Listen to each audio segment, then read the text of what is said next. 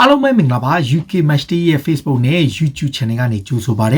ေဆိုတော့အခုပုံမှန်ကျင်းပနေတဲ့ England Premier League နဲ့စိတ်ဝင်စားစရာပွဲစဉ်တွေကိုပြန်ရောက်ပါပြီဒီတစ်ပတ်တည်းမှာပရိသတ်တွေကိုဖျော်ဖြေမိပွဲတွေအများကြီးရှိပါတယ်အဲ့ထဲမှာအထူးသဖြင့် Arsenal နဲ့ Tottenham Hotspur တို့ရဲ့မြောက်လန်ဒန်ခါးသီးတဲ့ဒါဘီပွဲအပါအဝင်တခြားပွဲတွေကလည်းပွဲကြီးပွဲကောင်းတွေကိုဆင်နွှဲရမှာပါဒီတစ်ပတ်အတွင်းကစားမဲ့ Premier League ပွဲစဉ်တွေမှာဘယ်ပွဲတွေကပရိသတ်တွေကိုစိတ်ဝင်စားစရာကောင်းလဲဘယ်ပွဲတွေကရောစိတ်ဝင်စားမှုရှိတဲ့အကျိတ်နဲ့ရှိနိုင်မြဲပွဲမျိုးလေဆိုတာကိုကြည့်အောင်ပါတောက်ကြနေ့မှာကစားဖို့ရှိတဲ့ဒီ Newcastle နဲ့ Aston Villa ပွဲမှာတော့စောပိုင်းတုန်းက Aston Villa ရဲ့ Villa ဘက်မှာကံဖို့ရှိပေမဲ့ကိုဗစ်ရောဂါကူးစက်ကာလမှုက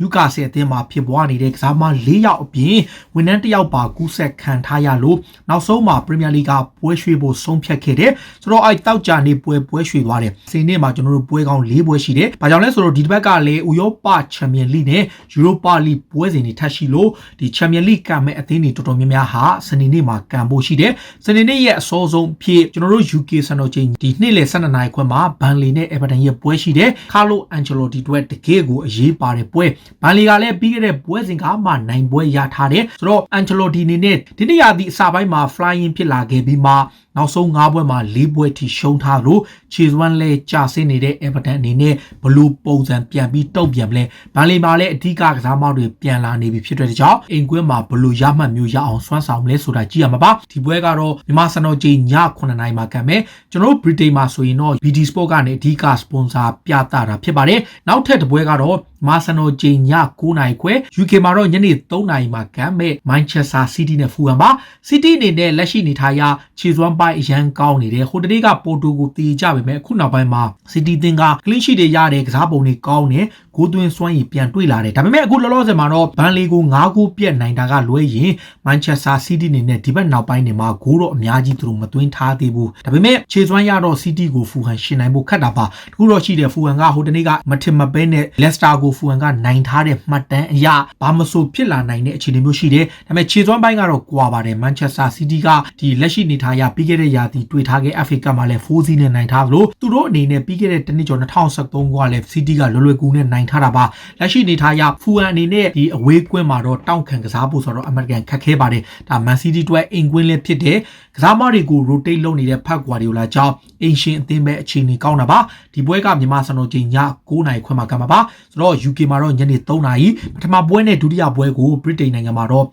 BT Sport ကနေအဓိကစပွန်ဆာလုပ်ပြီးပြသတာပါမြန်မာစံတော်ချိန်ည12နာရီ UK မှာတော့ညနေ9နာရီခွဲမှာကမဲ့ပွဲက West Ham နဲ့ Manchester United ဒီပွဲကခါတိုင်းပွဲတွေထက်ပိုပြီးစိတ်ဝင်စားစရာကောင်းတာက Britain နိုင်ငံအတွင်းမှာ Premier League ပွဲစဉ်နေတဲ့ပထမဆုံးအချိန်6လတာကာလအတွင်းမှာပရိသတ်တွေဝင်ခွင့်ပေးတဲ့ပွဲပါ London Stadium ကြီးမှာ West Ham နေနဲ့ပရိသတ်2000ထိဝင်ခွင့်ရမှာဖြစ်ပါတယ်ဆိုတော့ West Ham ကအခုတနေ့ကကစားခဲ့တဲ့ပွဲမှာလည်းရုန်းကန်နေရပေမဲ့သူတို့ရအောင်နိုင်သွားတယ်သူတို့ပြင် Aston Villa ကိုအကျိတ်နဲ့ကစားပြီးနိုင်ခဲ့လို့ Sheffield United ကိုလည်းနိုင်တယ် Fulham ကိုလည်းနိုင်တယ် West Ham ကအခုနောက်ပိုင်းမှာနောက်ဆုံး3ပွဲဆက်နိုင်ထားတယ်တစ်ဖက်က Manchester United ကြတော့ PSG ကိုအိမ်ကွင်းမှာရှုံးထားပေမဲ့ away from home ကန်ရတဲ့ Premier League 10ပွဲဆက်နိုင်ထားတယ်သူတို့ပြင် Southampton ကိုနိုင်ထားတဲ့ performance ဟာ Manchester United အတွက်တော်တော်လေးကိုအားရစရာခြေစွမ်းမျိုးပါဒါပေမဲ့ PSG ကိုပြန်ကစားခဲ့တဲ့ခြေစွမ်းကလည်းစိတ်ပြက်စရာအနေထားမျိုးဒါပေမဲ့ United ကိုကြည့်ရတာက Premier League မှာကစားရင်အဝေးကွင်းသွားကစားတဲ့အခါမှာသူတို့မှာပိုပြီးယုံကြည်မှုရှိတယ်ဆိုတော့ဒီပွဲမှာ Edison Cavani နဲ့ Anthony Martial ကိုဘယ်သူကိုသုံးပါလ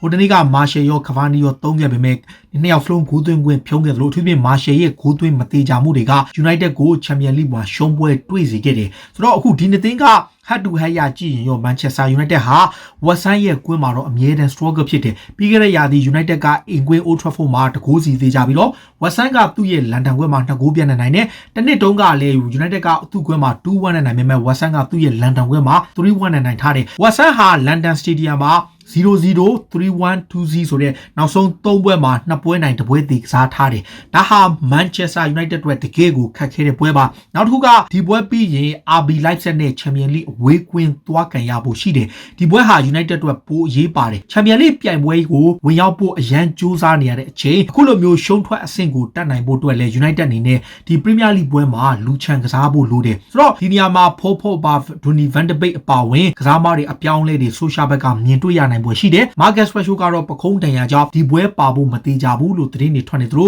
တိုက်စစ်ပိုင်းမှာလည်း Mason Greenwood တို့ Edison Cavani တို့ကိုပဲပွဲထွက်လာပွဲရှိလို့ကွ ကွင်းလယ်ပိုင်းမှာတော့ Bruno Fernandes ကိုအနာပေးမလားဘယ်လိုပုံစံနဲ့ရှိမလဲချန်ပီယံလိမှာ Fred ပွဲကခံထားရတော့ဒီပွဲမှာတော့ Fred ကိုတေချာပေါက်3ပွဲရှိတယ်ဒီ Watson ကလည်းအရှိမ Mikel Antonio ခြေစွမ်းပြန်ပြနေလို့ Sebastian Haller Gerard Bowen ဒီကစားမတွေရဲ့တိုက်စစ်ပိုင်းက Watson အတွက်တော်တော်လေးကိုကောင်းတယ်အခု David Moyes အသင်းက Premier League မှာတော့အဆင့်5ထိတက်နေတဲ့အနေထားကြောင့်ဒီနေ့ရာသီ Watson ဟာခါတိုင်းတက်ပိုခတ်ပါတယ်သူတို့အနေနဲ့ဒီအိမ်ကွင်းမှာကစားခဲ့တဲ့အသင်းကြီးတွေကိုကောင်းကောင်းဒုက္ခပေးနိုင်စွမ်းရှိတော့ Old Trafford ကွင်းမှာကန်ရတဲ့ Manchester United အနေနဲ့အရင်တုန်းကဘလူးပဲရလက်ကောင်းခဲ့ဝက်ဆန်ရဲ့လန်ဒန်ကွင်းမှာတော့ struggle ဖြစ်နေတာပါအဝေးကွင်းရလက်ကောင်းပြီး Premier League အဝေးကွင်းမှာ10ပွဲဆက်နိုင်ထားတဲ့ United အတွက်တကယ့်ကိုပွဲကျက်ရင်ဆိုင်ရမှာပါဒီပွဲကမြန်မာစံတော်ချိန်ည12နာရီမှာကံမှာဖြစ်ပြီးတော့တကယ့်ကိုရေကုန်ရေကန်းကန်ရမယ့်ပွဲပါစနေနေ့ရဲ့နောက်ဆုံးပွဲအဖြစ်မြန်မာစံတော်ချိန်နနက်2နာရီခွဲ Chelsea နဲ့ Leeds United အခုလောလောဆယ်မှာလမ်းပိုက်ရဲ့အသင်းကိုတော့တိတ်ပြောစရာမရှိဘူးပြိုင်ပွဲစုံမှာခြေစွမ်းပြနိုင်နေတယ်ဟိုတနေ့က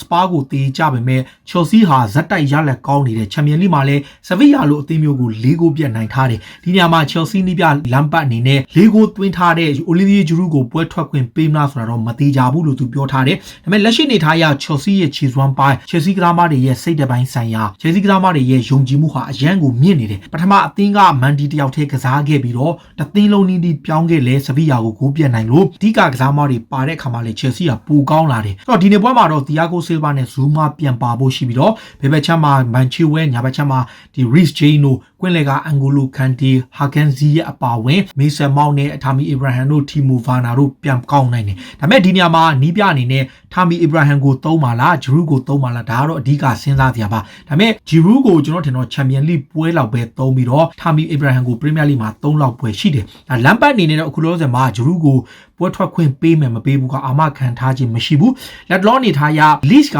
Chelsea နဲ့ဘယ်တော့ခါမှမတွေ့ခဲ့တာကြာပါပြီ2012ခုနှစ်မှာအဲ့တုန်းက EFL Cup မှာတွေ့ခဲ့တယ်အဲ့နောက်ပိုင်း2004ခုနှစ်မှာ Premier League နောက်ဆုံးတွေ့ခဲ့တဲ့နောက်ပိုင်းမှာ Chelsea နဲ့ Leeds မတွေ့ခဲ့တော့ဘူး Stamford Bridge မှာ Chelsea အနေနဲ့ဇက်တိုက်ရလက်ကောင်းနေလို့ဂိုးသမား Edouard Mendy ကလည်းလုံးဝကို clean sheet ဇက်တိုက်ရပြီးတော့တကယ့်ကိုယုံကြည်မှုပြည့်နေတယ်သူသဖြင့်သူဟာလက်ရှိ Premier League မှာ clean sheet 5ချိန်တိရထားတယ်ဆိုတော့သူ့ရဲ့ယုံကြည်မှုဟာ Chelsea အတွက်ရော Chelsea ခံစားပိုင်းနဲ့တော်တော်လေးကောင်းတယ်နောက်တစ်ဖက်ကျမ်းမှာတော့ Christian Pulisic တို့ Mason Mount တို့ Hudson Odoi တို့ Hakan Ziyech တို့ကိုဘယ်လို rotate လုပ်မလဲဆိုတာကိုတော့စိတ်ဝင်စားစရာပါလမ်းပတ်အနေနဲ့ယုံကြည်လွယ်လွယ်ကူကူနဲ့ပဲအိမ်ကွင်းမှာအသာစီးရနိုင်မှုရှိတယ်တခုတော့ရှိတယ်ဗျ Leeds United ရဲ့ကစားပုံခြေစွမ်းကြောင့်သူတို့အနေနဲ့ခက်ခဲကစားရမယ့်အခြေအနေမျိုးတော့ရှိတယ်ဆိုတော့ဒါအင်္ဂလန် Premier League ကစနေနေ့မှာပဲစိတ်ဝင်စားစရာပွဲ၄ပွဲရှိတယ်ပထမပွဲက Burnley နဲ့ Everton ဒုတိယပွဲက Manchester City နဲ့ Fulham ဒီပွဲကည9:00နာရီခွဲမှာကံမှာဖြစ်ပြီးတော့တတိယပွဲကတော့ West Ham နဲ့ Manchester United ဒီပွဲကတော့ထူးထူးခြားခြားပရိသတ်တွေပထမဆုံးပါဝင်ခွင့်ရတဲ့ Premier League ပွဲဖြစ်ပြီးတော့ပရိသတ်2000ပါဝင်ခွင့်ရမယ်